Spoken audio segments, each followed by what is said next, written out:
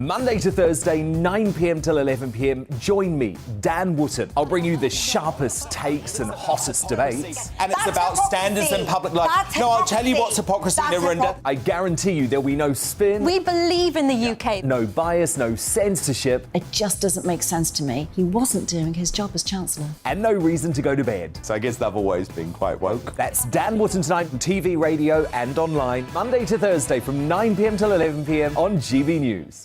Join me every Sunday at 6 p.m.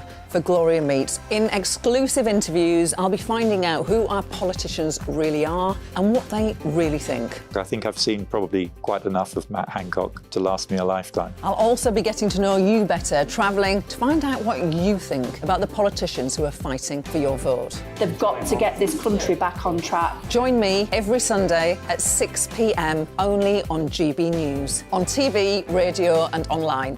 We are GB News, and we'd like to say thank you to each and every one of you for bringing us your conversations, for helping our great nation find its voice. We are here for you on radio, television, and online, across England, Scotland, Wales, and Northern Ireland. It's not the BBC, you actually get your facts right. We are proud to be GB News, the People's Channel, Britain's news channel.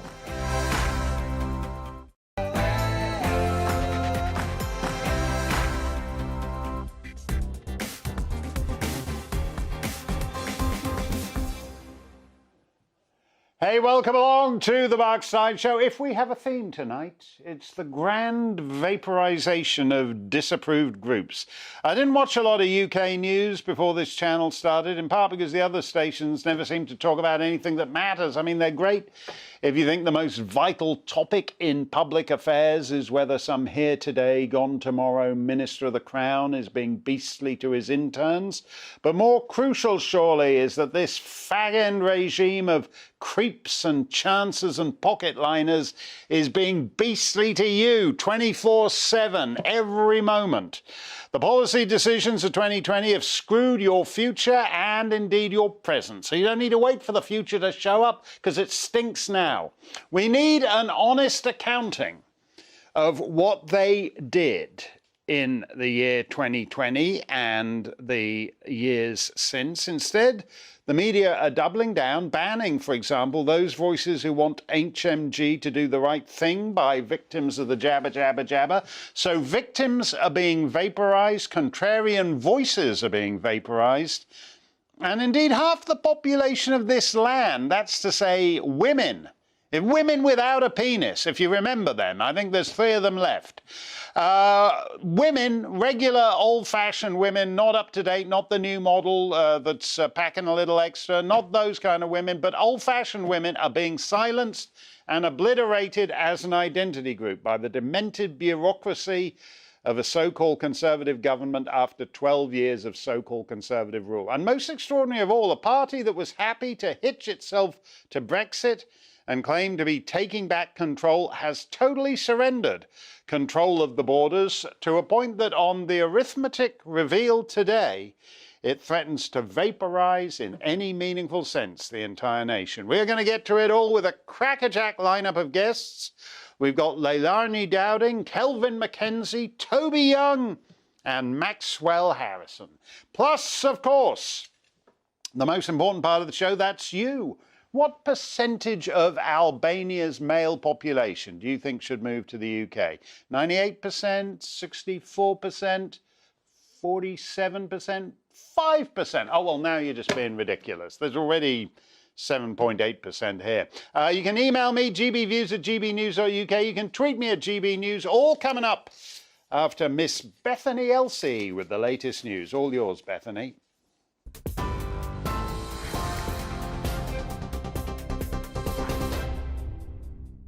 Mark, thank you. Your top story on GB News this evening. The Home Secretary says she's committed to reducing levels of migration as the number entering the UK has hit its highest level since the Second World War. Data from the Office for National Statistics shows 504,000 more people moved to the UK than left in the year to June. It beats the previous record of 390,000 in 2015. Suella Braverman said the rise was driven by Ukrainians fleeing the war. A 31-year-old man has been charged with the murders of a mother and her 2 daughters following an arson attack on a flat in Nottinghamshire. 3-year-old Fatima and 1-year-old Naima died in a fire at their home in Clifton on Sunday morning. The mother, 28-year-old Fatimata Hydra, was taken to hospital and put on life support, but she died on Tuesday. The Deputy Prime Minister is facing new allegations that he used his personal email and iPhone to intimidate staff. Dominic Raab is already facing an inquiry after 2 formal bullying complaints were made against him. The Prime Minister says he still has full confidence in his deputy, and Mr Raab claims he always adheres to the ministerial code. I behave professionally at all times, and I'm the one that when the complaint came in a matter of days ago, first that's ever come against me since I've been a minister since 2015, called for an independent inquiry, and I look forward to dealing with it fully and transparently rather than dealing with anonymous comments in the media. The family of a 2-year-old boy who died after prolonged exposure to mould in his home have said they have no confidence in the leadership of the Housing Association. Awab Ishaq's parents made several complaints to the local authority but were simply told to paint over it. He died in December 2020. The Housing Secretary, Michael Gove, says Rochdale Borough-wide Housing has failed to explain how it will ensure tenants' safety in the future. A Met police officer has now been charged with 53 offences after the CPS approved a further 9 charges against him. David Carrick served with the Parliamentary and Diplomatic Protection Command. His charges include 27 counts of rape and 9 counts of sexual assault relating to 13 women between 2003 and this year. He faces trial in February. And the leader of the RMT union has said talks with the Transport Secretary were positive, but he hasn't ruled out further industrial action. Mick Lynch warned the government that warm words aren't enough to bring a resolution. Thousands of rail workers are due to hold a fresh round of strikes over the festive period in a long-running dispute with Network Rail over pay. Meanwhile, in Scotland, RMT members have accepted a new pay offer by ScotRail. You're up to date on TV, online and DAB+ radio. This is GB News. Now, let's get back to Mark.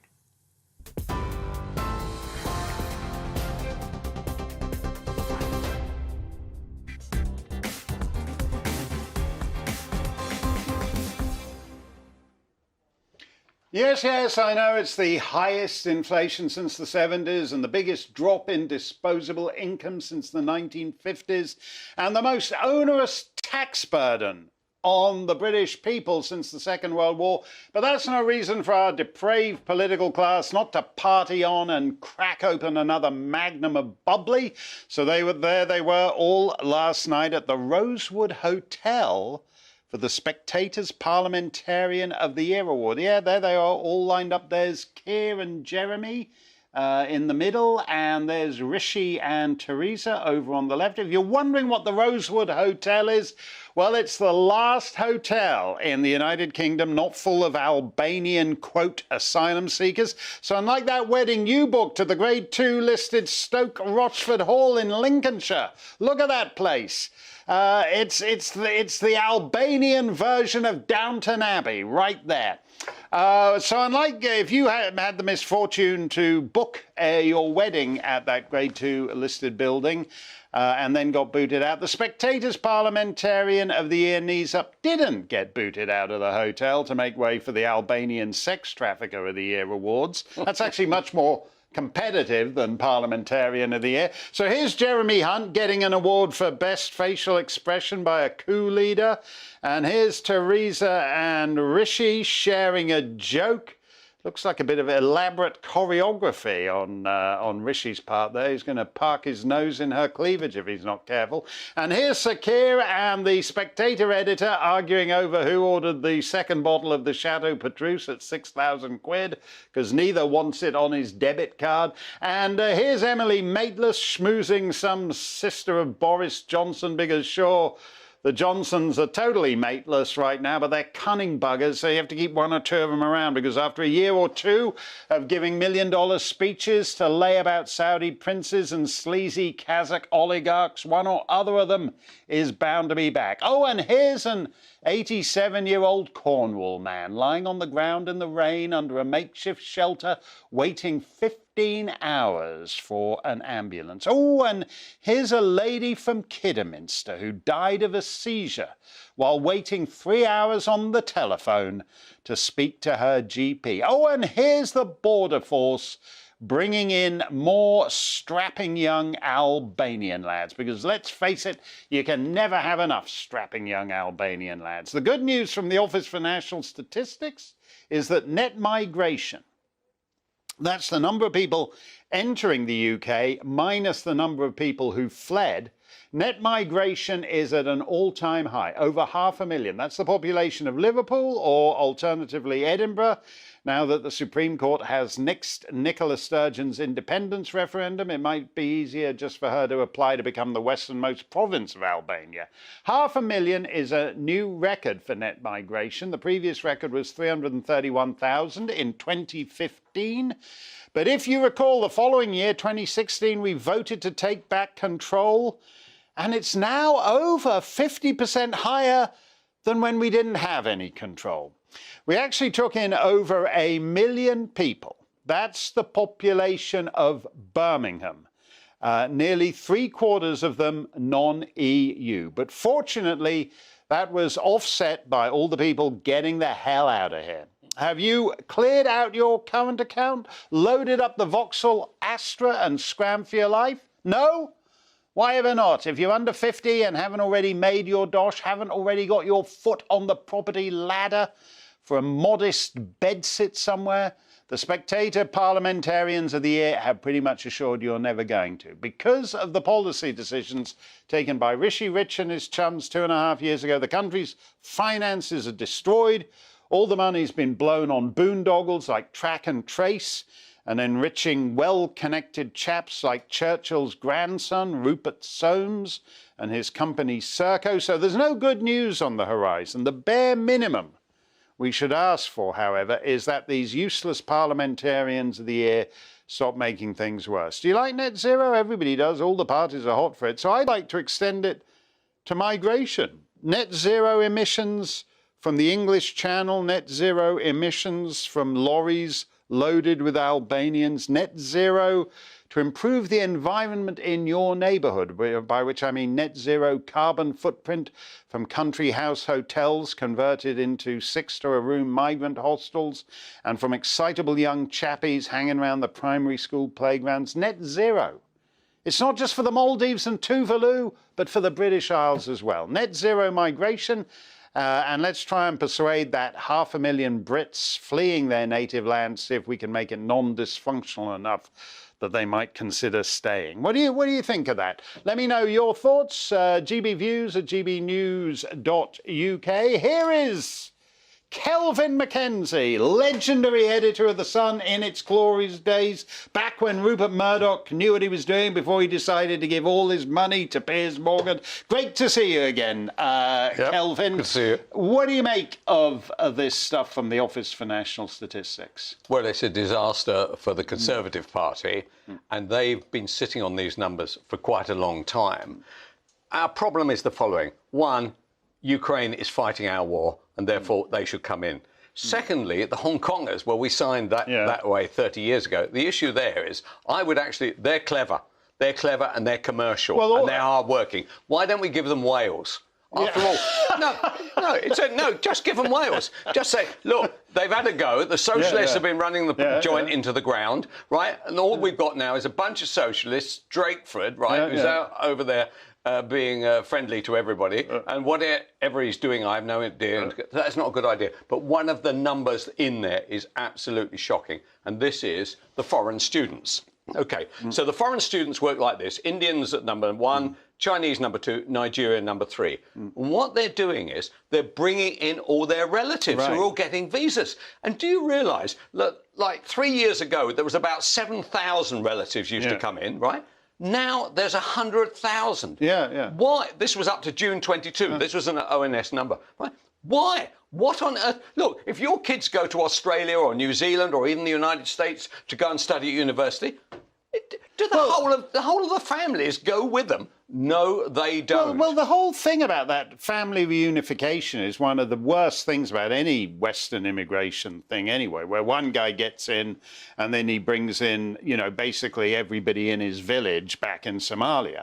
But the one place where you shouldn't even have family reunion, if a guy is coming to do some 3-year course in transgender studies, why should that entitle him to move in 3 generations of his family? I totally agree. So what does Rishi Sunak say? Instead of saying that, you can't bring your family here, mate. You come here either to study or to party, but you're not going to be hanging around your mum, dad and all your aunts and uncles. Because we think that what you're doing is you're at it in some kind of way. But why? Instead of that, he says, I'll tell you what we're going to do. We are going to ban, relatives. No. What is it? We're going to ban low degrees, media studies, that kind of stuff, right? Or Renaissance arts, or one of those.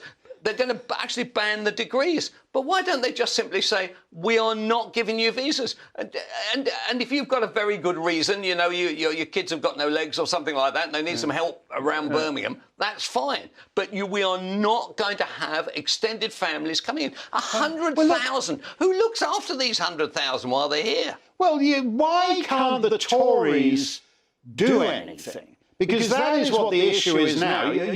When you look at this 1.1 million who came in, 3/4 of them are basically non-EU. So what happened is that the European Union, we got out of the European Union, we had no free movement in the European Union, and then we decided just to triple the number of people we take from the rest of the planet. I tell you why, because Tory MPs really don't know who they are anymore. I mean, my local guy for Elmbridge and Runnymede, right?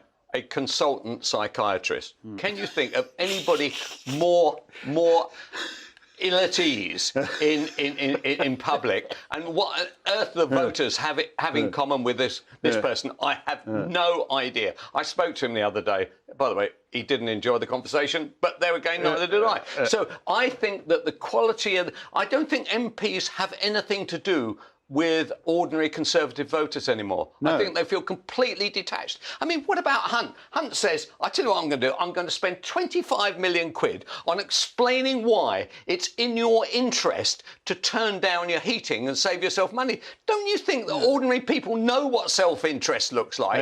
They don't need 25 million quid of our money to explain, actually, it's going to cost you a lot of money if you carry on keeping that at 22 degrees. Why don't you turn it down to 19.5?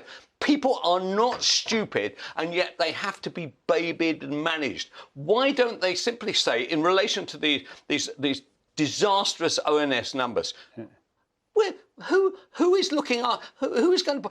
We are officially skint, right? Everybody watching this show knows we are totally and completely broke. We have no production and we have no money, and yet we have 500,000 people come in. Oh yes, and who's going to deal with the health aspect of that? Who's going to deal with the schooling aspect of it? Who's going to deal with the extra roads? They're not going to deal with it because it'd just be like, oh, we've got 10% of the population in the United Kingdom on NHS waiting lists now.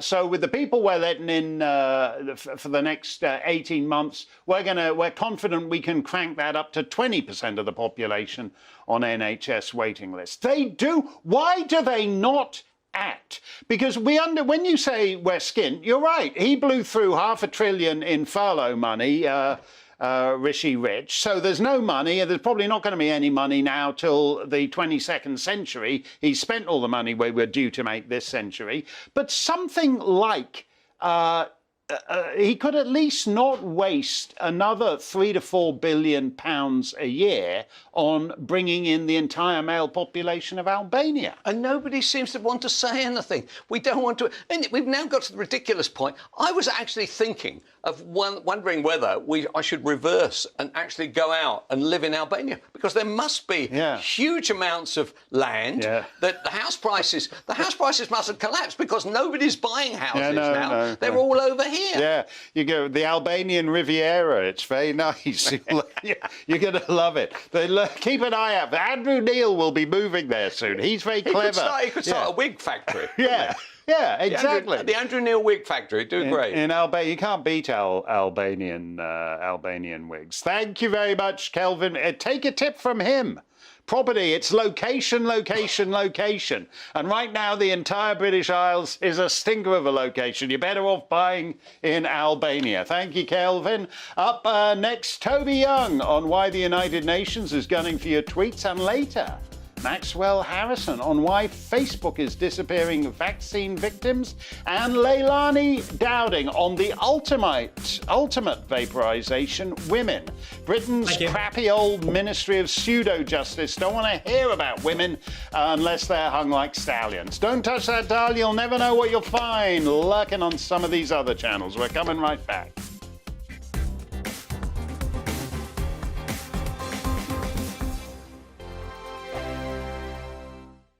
Monday to Thursday, 9 p.m. till 11 p.m. Join me, Dan Wootton. I'll bring you the sharpest takes and hottest debates. And it's about standards and public life. No, I'll tell you what's hypocrisy, Narendra. I guarantee you there'll be no spin. We believe in the UK. No bias, no censorship. It just doesn't make sense to me. He wasn't doing his job as Chancellor. And no reason to go to bed. So I guess they've always been quite woke. That's Dan Wootton tonight on TV, radio and online. Monday to Thursday from 9 p.m. till 11 p.m. on GB News.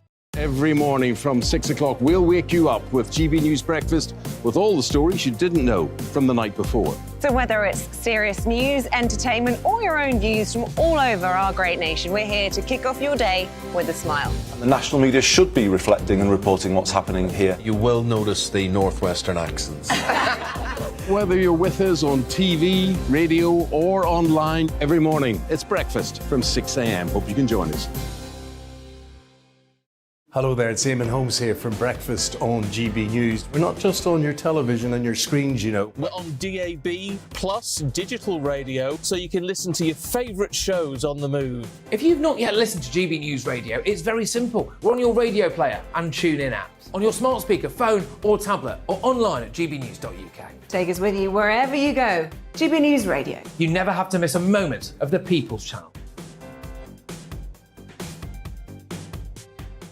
Join me every Sunday at 6 p.m. for Gloria Meets. In exclusive interviews, I'll be finding out who our politicians really are and what they really think. I think I've seen probably quite enough of Matt Hancock to last me a lifetime. I'll also be getting to know you better, travelling to find out what you think about the politicians who are fighting for your vote. They've got to get this country back on track. Join me every Sunday at 6 p.m. only on GB News, on TV, radio and online.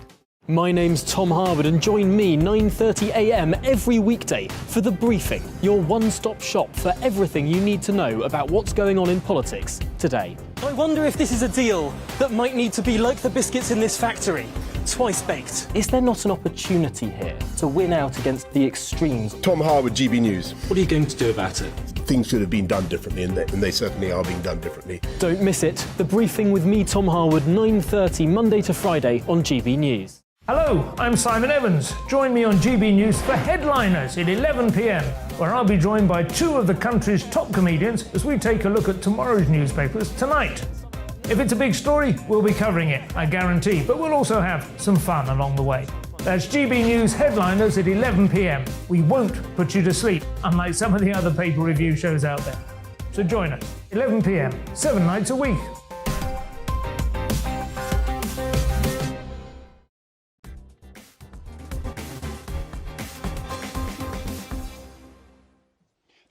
GB News is the People's Channel, so let us channel the people. We wanted to know what you thought of my idea of a net zero approach to migrants. And Tomaszewski said, no, he doesn't support it. You wanted to get rid of Polish plumbers, so now someone has to do the piping. Try Albanians. Very funny, you know, but we're moving, as Kelvin was talking about, Jeremy Hunt is explaining to you now why you should actually be lowering your thermostat from whatever he suggested, 22 to maybe 8. Wear an extra cardigan, 8 degrees Celsius, that's all you really need. You're not going to be needing hot and cold running water in the environment Jeremy Hunt's planning for you, so you don't need any plumbers, Polish or Albanian. M says, oh, M. Oh, gosh, is that Judi Dench or somebody? M says, why is it so easy for illegal immigrants to come to the UK, but to come over legally at a high cost? UK visas and immigration make it almost impossible, separating families for months and years while taking a minimum of 6 months to process a simple visa. Yeah, logically. Legal immigration is so sclerotic that actually just washing up in a dinghy on the southern shore is an entirely rational act. Pan says, I support net zero to all illegal entrants. No ifs or buts. It's the only way to stop them if they know they'll get turned around straight away. They'll not turn them around. They got to know that if they set off in a dinghy, they're never going to land on the shores of the United Kingdom. That's the only way to stop it. And Annie says, if they want to settle in the UK, they should apply and go through the appropriate channels. They are going through the appropriate channel, the English channel. That's the most appropriate channel to go to if you want to come and live in the UK. Not turn up in a boat, says Annie, while we pay their hotel bills. They are not fleeing refugees. They are illegal immigrants entering Britain unlawfully. Our government can't tell the difference. I think the government, it's rational to assume the government prefers them to you, Annie, because you wouldn't be doing this if you had any serious objections to it. You wouldn't be. This arose, we didn't have this till Boris Johnson came along. We had like 200 the year, I think the first year he was Prime Minister, and now we get 5 times that number in a single night. Do you know the UN Commissioner for Human Rights? No reason why you should, but he's a chap called Volker Turk. This is him here. Yeah, he's one of those Teutonic chappies. He isn't actually, despite his name, Mr. Turk isn't actually a Turk, he's an Austrian. And for some reason, he's now laying into Twitter to rein in, quote, the viral spread of harmful disinformation. What does he mean by harmful disinformation? Well, in essence, any dissent from the official narrative on, say, COVID vaccines, on climate change, on the war in Ukraine. Joining me now is free speech champ Toby Young, founder of the Daily Skeptic and the Free Speech Union. Toby, it's not actually a small thing when some grand United Nations panjandrum surveys the world from his swanky office in Geneva and decides to put his thumb on the scale of free speech like this. No, it is no small thing. And, you know, typically you would expect the UN Commissioner for Human Rights to stand up for free speech, which is, after all, probably the most important human right, because without it, none of the others have much meaning, have much point. Well, you can't, if you don't have free speech, you can't argue for all the other rights. Exactly.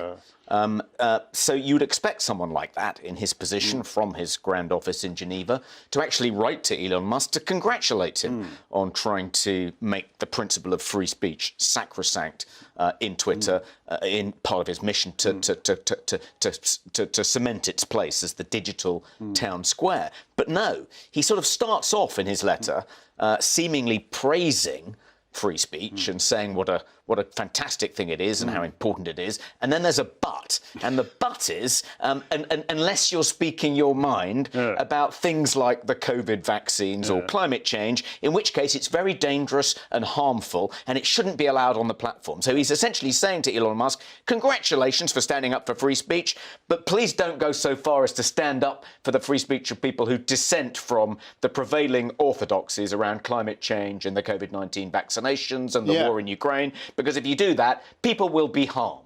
It's actually incredible, isn't it? The whole thing, you know, when I got into free speech wars, you know, in the early years of this century, people did actually used to say, oh, well, I love that apocryphal line of Voltaire's, I disagree with what you say, but I would fight to the death to defend your right. They don't even bother with any of that now. This guy is basically just saying there's an official view of COVID vaccines, and you can't dissent from that. Yes, and if you do, you're harming people. And what do people mean by, you know, COVID vaccine misinformation or misinformation about the pandemic, what they typically mean is something somebody says which is probably true, but which is contrary to the self-interest of a global elite, of which someone like Volker Turk is a member, and which 6 months later turns out to be incontestably true. Right. I mean, a good example is the lab leak hypothesis, which was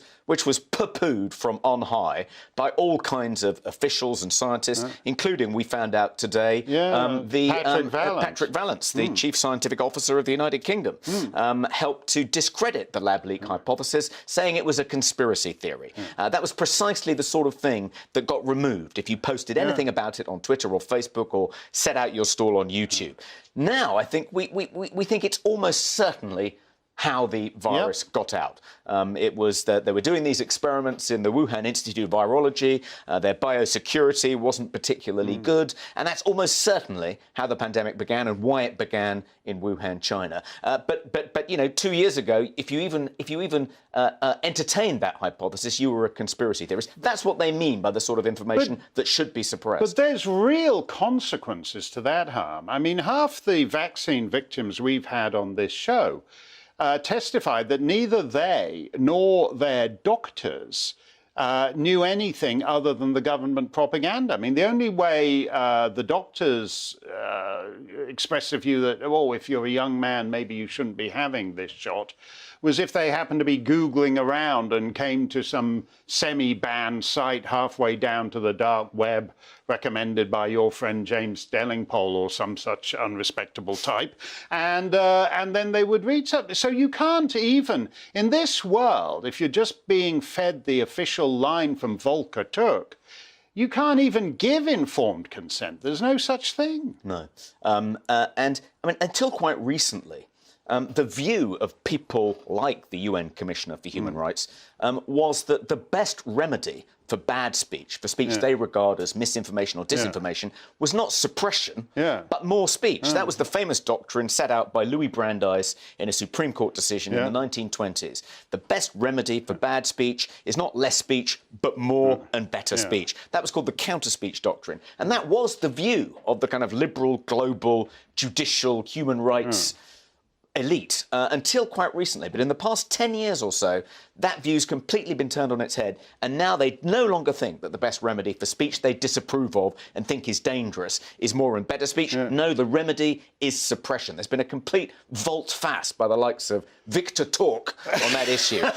Well, have you seen it? Because it's a kind of related thing now where they're actually saying harmful speech will give you the COVID, because they've done some study in which they're saying all these vaccinated people who've been vaccinated and boosted and they've gone into hospital and they've had severe health outcomes or they've died, it's because the unvaccinated have made them so nervous about the harmful effects of the vaccine that it's bringing on myocarditis and Guillain-Barré syndrome and all the other stuff. So it's not just harmful speech is now the root cause of COVID.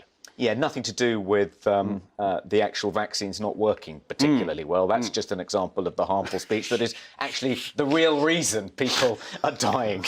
That's an incredible, elaborate bit of intellectual gymnastics. Yes, it is. That is impressive, actually. I'd watch that at the Commonwealth Cup. I'd watch that over this World Cup. Thank you very much, Toby. Coming up, not only are vaccine victims being censored by big tech companies for being so vulgar as to share details of their injuries, but they're being censored for attempting to petition their own politicians. Maxwell Harrison is a dancer, and the totalitarian bums at Facebook are out to get him. They've been busy, actually, just in the run-up to this show. He's up next, and Leilani Dowding will be along to challenge this disgusting government's war on women. That's what it is. Don't touch that dial. We're coming right back.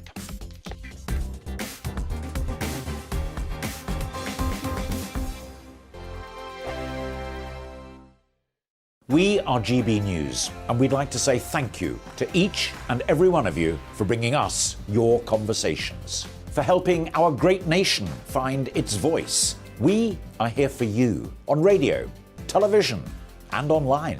Across England, Scotland, Wales, and Northern Ireland. It's not the BBC, you actually get your facts right. We are proud to be GB News, the People's Channel, Britain's news channel.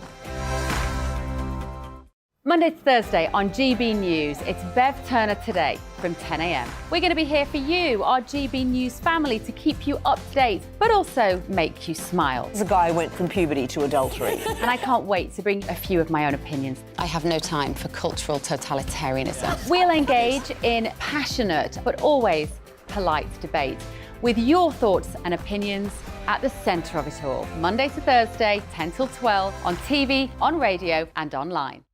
Every Friday and Sunday night from 9, it's Mark Dolan Tonight. We're on the same page again. There's something weird happening. Let Ian finish. Don't be such a cranky. That mini budget was the tip of the iceberg. And on Saturday, my show just got bigger. From 8, it's Mark Dolan's Saturday Night In. You can't govern a country if you can't speak. Stop talking. My God, we reached the end. I've never been early in my life. Only on GB News, the People's Channel.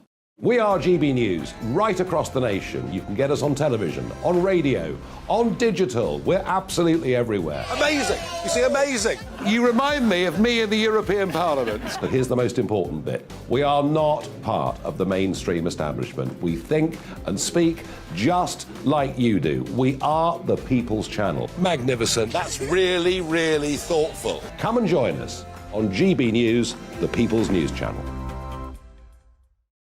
Hello, I'm Alastair Stewart, and I'd invite you to join me at noon on Saturdays and Sundays for Alastair Stewart and Friends. I've been in this business for over 40 years. Now, here at GB News, I've never been happier. I get to choose the big stories that really interest me. We hear what you have to say, and you hear what I have to say. I really hope you can join me, noon on Saturdays and Sundays. Hi there, it's Stephen and Anne. At breakfast from 6 a.m, you'll always be caught up with everything you need to know, the latest headlines, opinions and debates. We'll bring you the good news and the bad, but most of all, we're here for you. Remember, send in your views and let us know what you would like us to talk about. That's because we're your news channel. And every morning at 6 a.m, it's breakfast on GB News.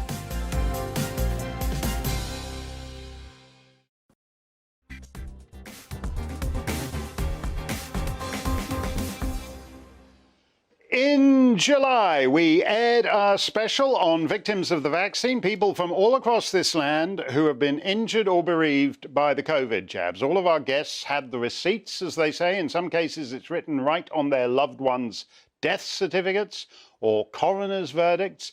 Yet the payouts from the government have been slower than molasses, and they've all been subjected to tremendous abuse from the pom-pom girls of Britain's ghastly propagandist media, not to mention the totalitarian goons of antisocial social media. Maxwell Harrison is a very talented 22-year-old ballroom dancer.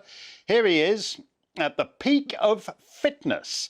That was before he got perimyocarditis from his second jab. So he got yanked from the World Championships because of his cardiac condition. He now has to keep his heart rate below 130 beats per minute, which means he can't actually train, can't actually dance, because you're burning up quite a lot of energy doing all the nice angles and making them crisp, like the arm perfectly outstretched, very straight. The way taskmasters like Len Goodman like it. His life has been transformed. His dreams are dead. He's watching this awful government consciously slow walk the Pfizer, AstraZeneca, Moderna payouts to those crippled by the old jabbers. And he launched a petition that would actually demand that payments be matched to the real scale of disability.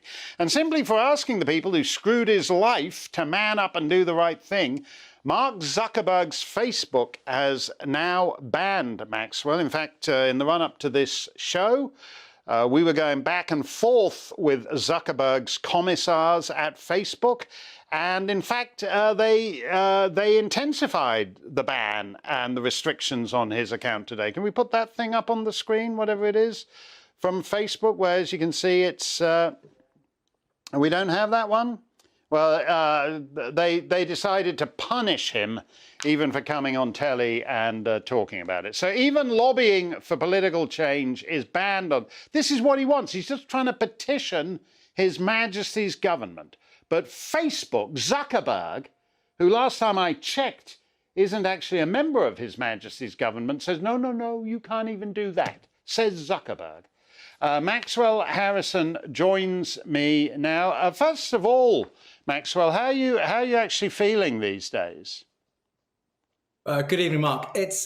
I wish I could say it was good and that everything was swimmingly well, but unfortunately, we haven't really seen any progress in the heart condition itself. I still can't exercise a lot. I'm on a severe amount of medicine at the moment and just moved on to a 7-week course of steroids to try and deal with the heart itself. But sadly, we haven't been able to find any justifiable route to get me back onto the dance floor in any sort of reasonable time soon. So no, I do feel that my life has sort of come to a plateau point at this very moment in time. Well, if you like dancing, and you're good at it, you generally love dancing. So you must miss just not being able to go out on the floor like we saw you a couple of minutes ago.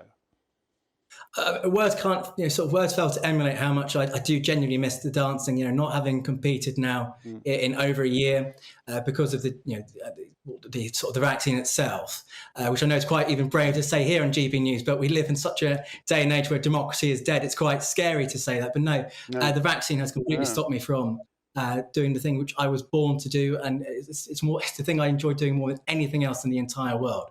And to have had that stripped away from me by something which we were told by the government it was safe and safe and effective, and to find out now that actually there are lots of, albeit rare, but there are lots of now cases of people in the UK who have suffered genuine adverse reactions from the COVID-19 vaccinations, and my story is just one of the thousands of people whose lives have had their lives entirely turned upside down. Well, you're 22, you're perfectly fit, perfectly healthy. You wouldn't be able to wheel your partner around the floor like that if you weren't. So you had absolutely no medical need to take this product from the vaccine manufacturers. So that doesn't even meet the ethical standard when the government is leaning on fit, healthy people to stick something in their arms that they don't need. Do you think that there actually ought to be some kind of royal commission or something where there are judges who are actually examining the people who did this under oath? Well, I wouldn't trust anyone in the establishment to undertake any inquiry or any investigation, Mark. I think at the very top level of this country, I think there is mass corruption, and I would hope that something like that would change things. But it's actually quite sad and scary, And I think you raised a very strong point. I don't think a lot of people consensually took these vaccines. I think you're right what you said with Toby earlier, that people were coerced. I knew that I didn't particularly want to. And I'm not anti-vax. People should be able to make a decision as to whether they have the vaccine or not. I didn't really want to have it, but it was a case that I was so vehemently opposed to vaccine passports, and because universities up and down this country were ensuring that students had their vaccines before going onto classrooms, going into campuses. So we have had such a trailmaker sort of situation here. Yeah, again, in a sense, you're the victim not just of the propaganda from Her Late Majesty down. The Queen shouldn't have done that, actually. And the Queen shouldn't have let herself be talked into doing that. But you're also the victim of these sort of semi-mandates where there's huge pressure. In your case, before they let you into the classroom, they want to know that you're vaccinated and everything. Are you actually surprised that even now, after all we know, that Zuckerberg and his evil toads at Facebook still won't let you even put your petition up there? Well, freedom of speech doesn't sort of exist in Silicon Valley, and I think the likes of Mark Zuckerberg are so entrenched in the establishment anyway, Mark, that it wouldn't change a thing at all. You know, looking at what Facebook's done to me, last week it banned my account for 24 hours because I was promoting the petition, and shortly before I came onto this program, my account has been suspended. Technical words is account restriction for 22 days. This means my posts will not be on people's timelines. This is censorship on a mass scale. And you know, when we did these adverts on the page to promote the petition, which is calling on change of the compensation model for vaccine injury, we ensured that all the wording that we used fell within the regulations that Facebook had for posting, and they still didn't like it. They still didn't like the fact that we were out there advocating for genuine help for genuine people in genuine cases, and to have had 2 attacks and now on my own personal accounts now, it's quite scary. Facebook is an evil institution, and actually there's enough evidence. It's a de facto, all these big social media things, it's a cartel. And in your case, there are thousands, just in this country, there are thousands and thousands of vaccine victims drowning in bills, exhausted their savings accounts, having to consider selling their homes, selling their cars, in order to pay medical bills. And this government allows Facebook to actually crush you when you try to get a petition. We're going to link to that position at GB News, and we encourage all of you to demand that your government does the right thing by people like Maxwell and those others who, through no fault of their own, have had their lives ruined. And I hope one day we will see you dancing at the World Championships again, Maxwell. Good luck to you. Let us know how this battle goes with the ghastly buffoon Zuckerberg and his evil minions. Coming up, is the Ministry of Justice being inclusive enough? The Prison Service Diversity Committee. That's not a joke. The Prison Service Diversity Committee says that the Ministry of Justice isn't diverse enough. We're going to talk about that with Leilani Dowding straight ahead. She is the last biological woman in the British Isles. They're very rare now. At COP27, they wanted to put women on the endangered species list, but we managed to find one. Stump the Steyn looms. You can ask me anything. GB Views at gbnews.uk. Stick around. We will return.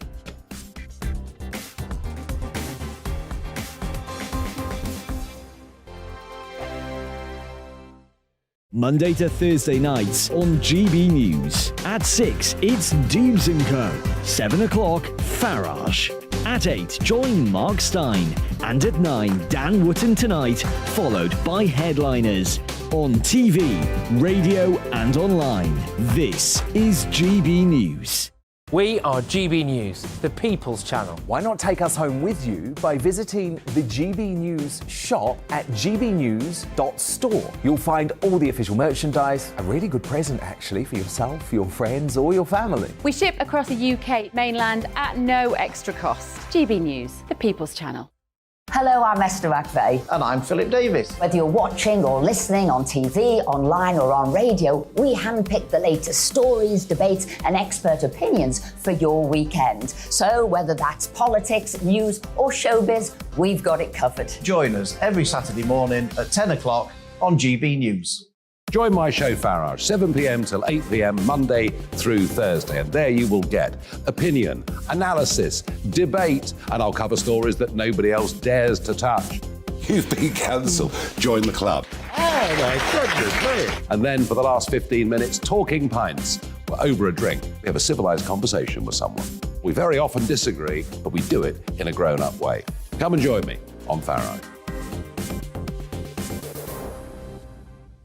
Hello, I'm Michelle Dewberry, and you can join me every weekday 6 till 7 on Dubes & Kerr. Me and my panel will get stuck right into the day's events, and I can tell you, in fact, I can warn you, expect some robust debates, some strong opinions and perspectives from both sides of the fence. It's about you at home as well. I love to read out all of your comments, or at least as many as I can. So join me, Michelle Dewberry, Monday to Friday, 6 till 7 on Dubes & Kerr. Hello there, it's Eamon Holmes here from Breakfast on GB News. We're not just on your television and your screens, you know. We're on DAB plus digital radio, so you can listen to your favourite shows on the move. If you've not yet listened to GB News Radio, it's very simple. We're on your radio player and TuneIn apps, on your smart speaker, phone or tablet, or online at gbnews.uk. Take us with you wherever you go. GB News Radio. You never have to miss a moment of the People's Channel. I'm Mark White. As GB News Home and Security Editor, I cover those key issues that are so important to you. Our authorities, our communities doing all they can to combat violent crime. With the public services under unbearable strain, why are we still failing to control our borders? Defence, the first priority of any government, has been continually hollowed out. Can we trust our politicians to protect the armed forces? Join me, Mark White, on GB News.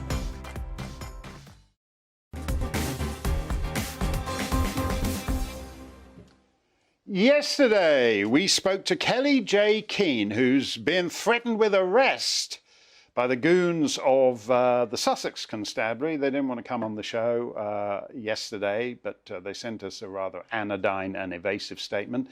She's being threatened with arrest by the Sussex coppers for speaking up on behalf of women. Women are becoming a bit like vax victims. It's a category that increasingly doesn't exist unless you're packing a few extra inches in your girly knickers. So Ministry of Justice officials are now warning that using phrases such as, quote, protecting women and girls are implicitly transphobic and therefore cannot be uttered. As part of Transgender Awareness Week, that's for the three of you somewhere out in the Shetlands who aren't aware of transgenders, thousands of officials have been told by the diversity and inclusion team at HM Prison Service that it's, quote, vital we keep scaremongering and misinformation at bay, which means we've got to yank 35 hateful phrases from the prison service lexicon, such as, quote, protecting women. You can't say protecting women in the prison service. Now, we know the grisly British state doesn't actually protect girls, as 10 minutes on the streets of Rotherham, Rochdale, Oldham, Oxford, Telford, your town here will confirm. But we thought we could still pretend we were theoretically in favour of protecting girls and women. But no, you can't even say it. Leilani Dowding is with us. Leilani, it's all moving very fast, isn't it? It is moving really fast. It's been creeping around for the past few months, where it's just going faster and faster. So protect women. That's on the transphobe list. That's been flagged up. Adult human female. So yesterday when you did your poll asking what a woman is, and people said, oh, Mark, you need a biology lesson. Saying adult human female would be a transphobic phrase, according to them. Same-sex attracted. So if you're a lesbian and you only want a same-sex female, not a female that has a penis and was a biological man. Yeah, what's up with these lesbians who don't want to sleep with a woman with a penis? Transphobic. That's totally transphobic. I mean, it's gone absolutely mad. So a lot of people think, well, it's such a small minority. But when you look at it, Kelly J. Keane, she got a phone call from the police. I actually personally know somebody whose son was suspended from school, saying there's only two genders. He was 15. Another person whose 15-year-old son came home from school and said they told me that I could be born in the wrong body. I know a teacher that had to resign because he would only acknowledge two genders. And I know somebody else who was studying for a master's in psychotherapy who was expelled because he said he doesn't believe in, affirming this to young children. So, it's taking over.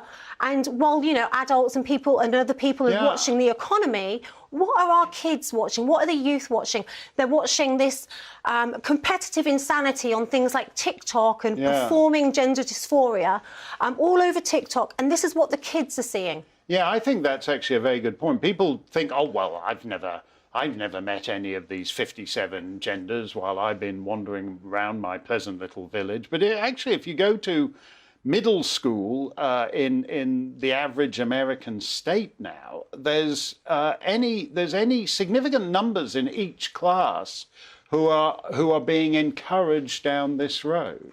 Absolutely. And then you see what they're looking at.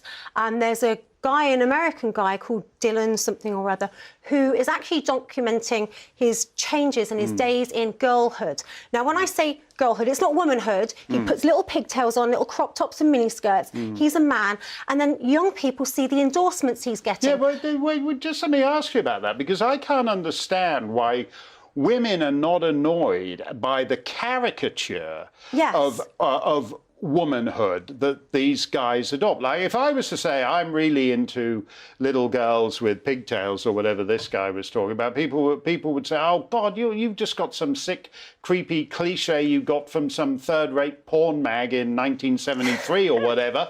That's nothing to do with being a woman. Yet all these people who have these cliched ideas of womanhood, they've actually supplanted real women now. Right, and you know, it is a caricature, and it's actually an embarrassment. And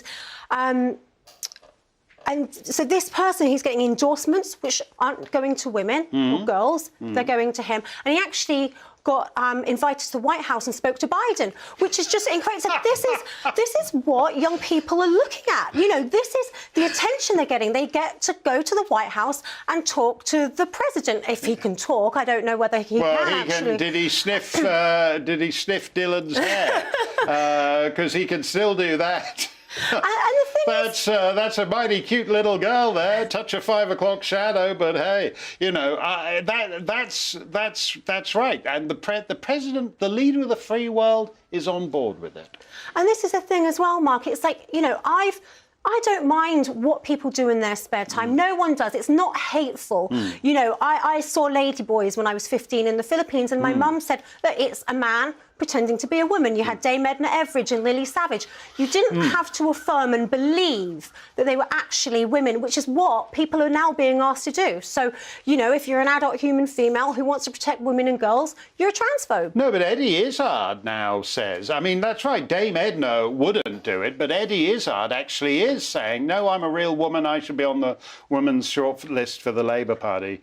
Thank you very much, Leilani. We got time to, I tell you what, we got time for one. What do you think will happen, says Joss, when all the dingy people want to bring their wives and families over? Will that finally wake the Tories up? No, nothing will wake the Tories up. They're not going to bring their wives and families. There's a reason an army of young men come and they don't bring any of their women folk. That's because they like the look of your women folk.